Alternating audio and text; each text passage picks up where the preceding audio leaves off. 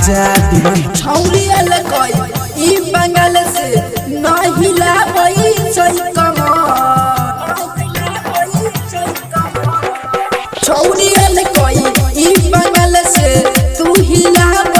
न कमा मर करइबे का पतरा की तू हिला न कमा मर करइबे का पतरा की तू हिला न कमा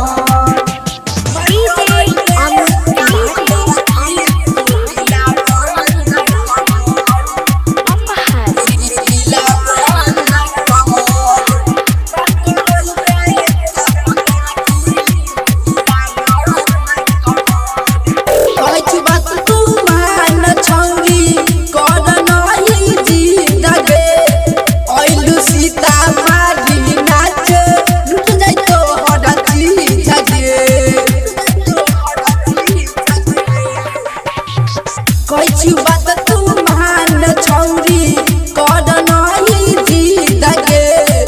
ओइलू सीता मारी नाचे लुट जाई तो हडची झगे कारी कारी अखिया से तू चला बैठती मर करइबे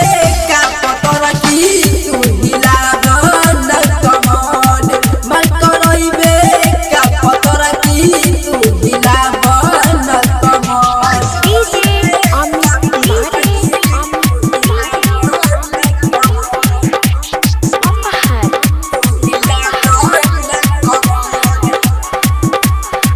नाही गड गुमान छौरी साच कहै छी तोरा गे राजा रविंद्र से परतौ पाला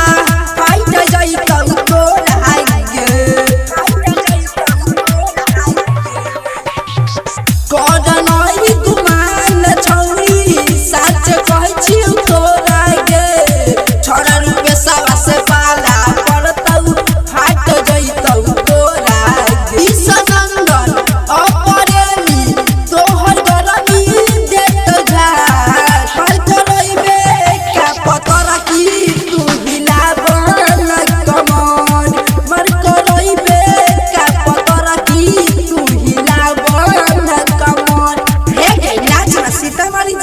presented by